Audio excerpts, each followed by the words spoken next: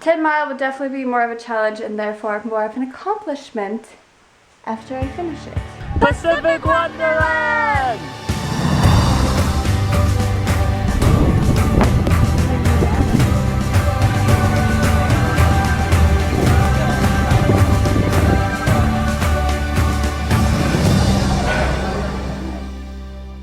Good morning, guys.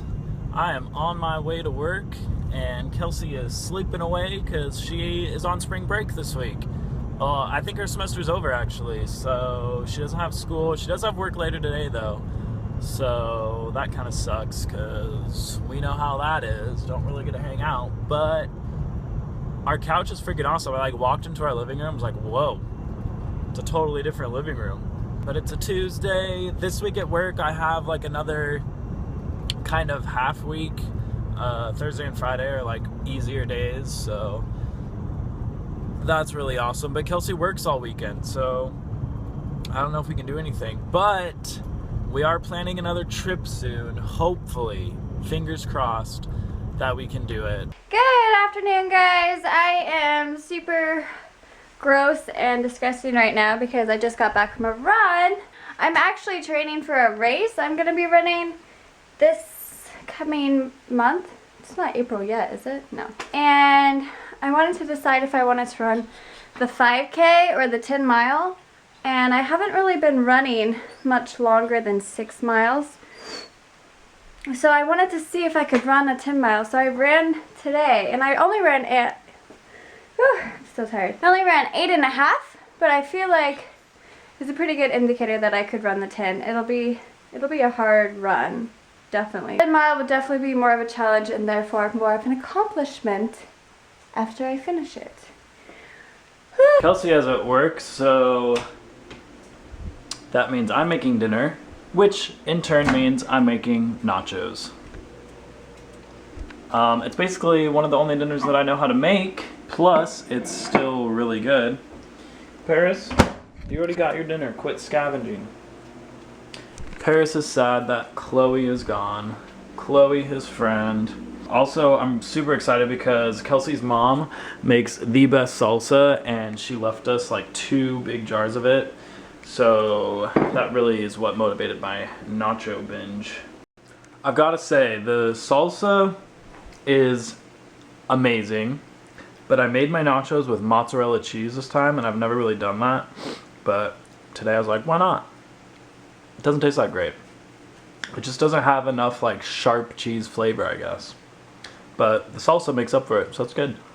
Alright, so Kelsey is still at work, so I figured I would do some Travel Tip Tuesdays, because I had a couple that I wanted to answer that I didn't get to last week, and I never did it this week because we were so busy with traveling. So the first question is from Lisa Babe. She says, what's it like going over the ocean in a plane? Just the thought of that gives me the jeebs. How can you ease that thought? Also, what is the greatest country you've ever been to and why?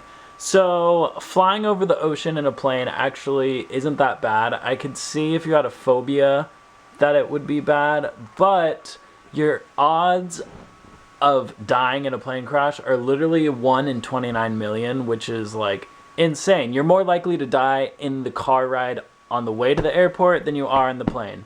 And the most dangerous part of the plane ride is takeoff. So really, dying in a plane crash over the ocean isn't that likely. And I know there has been plane crashes in the news lately, and so it kind of just puts a little bit of stress on people, but it's really not that common. But if you are afraid, a couple things that I always do is I always sit near an exit row. That way I know I can get out, but I'm kind of paranoid. I don't have a fear of flying, but I'm kind of paranoid, and I always count the rows to see how many rows away I am from the nearest exit and stuff like that, and it just helps me feel better that I know where I am in the plane.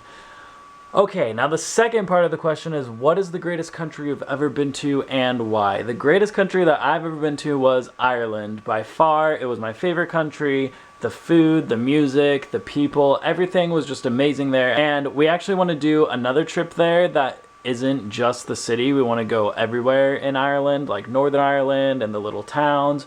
So hopefully we get to do that sometime in the near future, but that was by far my favorite country. I've actually also thought about moving there, and Kelsey would totally be down for that, and I would totally do it, but It's just a matter of logistics, and I don't know. I think it would be cool to just live in a different country for a couple of years, especially Ireland. We wouldn't have to learn a new language, and I just liked it a lot. Alright, so my next question is from Nikki Smith. She says, how do you pick a spot to visit? There's so many.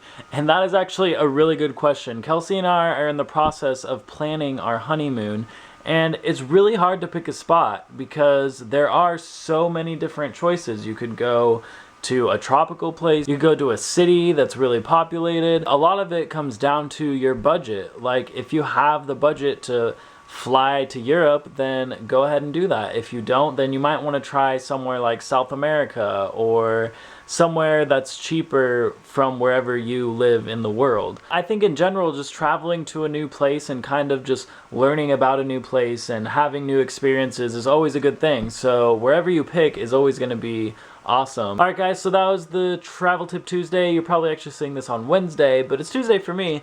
Kelsey still isn't home yet, and she's probably going to work late because she went in late. So I'm going to go ahead and end the vlog because I got to go to bed soon and wake up for work. Paris is already passed out in Kelsey's robe. Thumbs up for cuddly little dogs and cuddly little robes. And subscribe to our channel if you haven't already, because we're doing new videos every single day. So we will see you tomorrow, and ciao for now. The finishing touch with the little white bug. Paris, Paris, do you like it? He says,